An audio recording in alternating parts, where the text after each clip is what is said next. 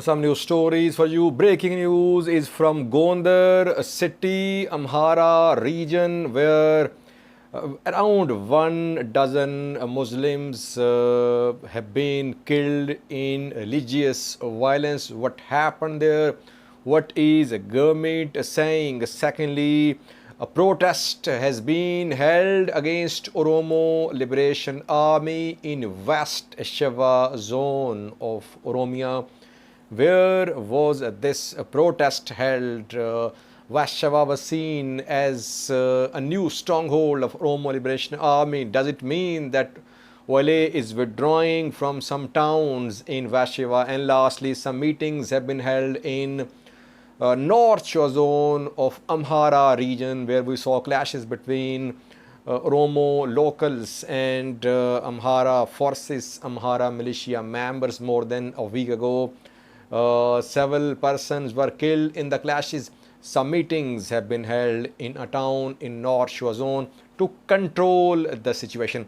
First breaking news is from Gondar city of Amhara region, where in religious violence today around 1 dozen Muslims were killed and unknown number of Muslims has been injured. Where did this incident happen? What was the cause of this conflict? It's not a rumor, viewers. It has been confirmed. Officially, it has been confirmed. Muslim scholars, Amhara regional government, and from the ground, we have confirmation. It's not a rumor now. What happened? A Muslim scholar died. His name is Sheikh Kamal Ligas, a very well-respected Muslim scholar in Gondar, respected by both Muslims and Christian community. His funeral was underway. Mourners were attending his funeral ceremony. And it is being said by the other community which attacked Muslims that some Muslims tried to collect some rocks from a church which is situated next to a mosque.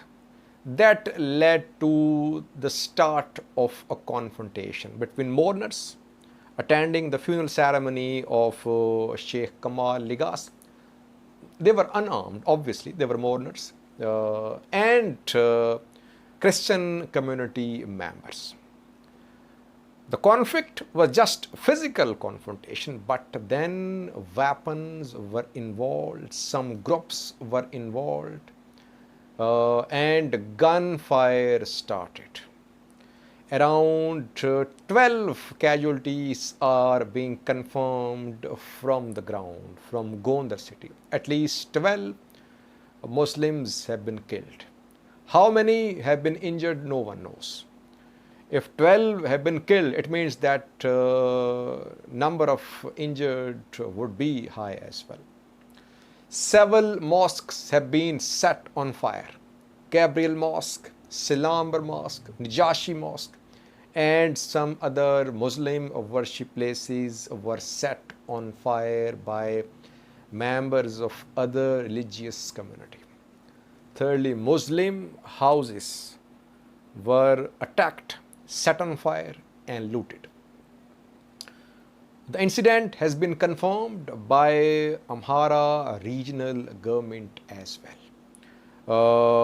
Dasalin Tasio is Amhara State Peace and Security Bureau's head. He has confirmed that this unrest happened in Gondar. He is not blaming anyone, he is not naming anyone. He's just saying some individuals and some groups are involved in this conflict, and security forces are trying to control the situation. So government is confirming that the incident did happen, and he also confirmed that some burnings were also reported. It means houses, mosques were set on fire. Now question, viewers, is from where did armed groups came to fuel this conflict? Mourners were unarmed. From where did armed groups came to attack? Fano's name is being mentioned, but we have no confirmation about Fano being involved. Yes, there could be involvement, but since we don't have any reliable information, we're not in a position to say that Fano was definitely involved there. But Dassel and Tassio did say that some groups were involved in fueling this unrest. He did not name the group. Muslim scholars, they have shared statements, Ustaz Abu Bakr and others. They're not naming anyone. They're not naming Fano too. But there could be involvement of some armed groups in this conflict. We have received some reports that some Kimat members have been arrested, that they are behind this escalation of violence. It would be premature to conclude that Kimat community is behind this religious violence.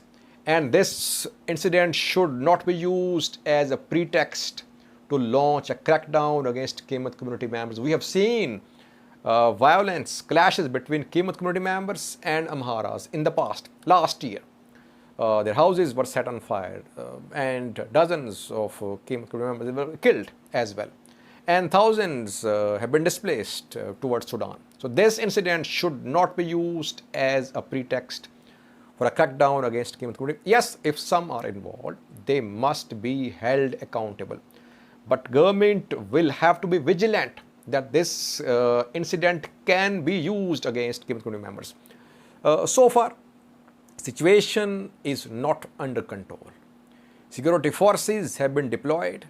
They're trying to control the situation. Muslim community is definitely very angry. Their houses set on fire, looted, mosques set on fire. There are a dozen killed and several injured. So situation is not very encouraging, and government forces are trying to control the situation. It should not have happened. This escalation of religious violence shows the level of immaturity shown by some groups, some individuals. In coming videos, we'll try to update you about the individuals, the groups that are behind this violence. Now, secondly, viewers, a protest was held against Oromo Liberation Army today in Vashava zone of Oromia region. We know that Vashava has been a new stronghold of Oromo Liberation Army in recent months. OLA has made significant territorial gains in Vashava, Ginda Barat, Abuna Ginda Barat, Jare, Shannan, Jeldo. Several other places in Vashava came under OLA control. Then around 3 weeks ago, a military operation against OLA started. Now, some government-backed locals protested in Vashava. Where did they protest? They protested in Kalite town. Kalite town is in Abuna Ginda Barat. Now, OLA was in Abuna Ginda Barat. If a protest has been held in Abuna Ginda Barat, it means that Oromo Liberation Army has withdrawn from the town. It's not in the town. And that is what we have confirmed from the ground, that OLA has withdrawn from Abuna Ginda Barat town, Ginda Barat, towards countryside areas.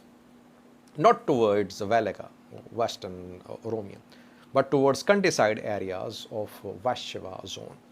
People, obviously government-backed, chanted slogans against Oromo Liberation Army, calling them Shane, that Shane were anti-democracy, anti-peace forces.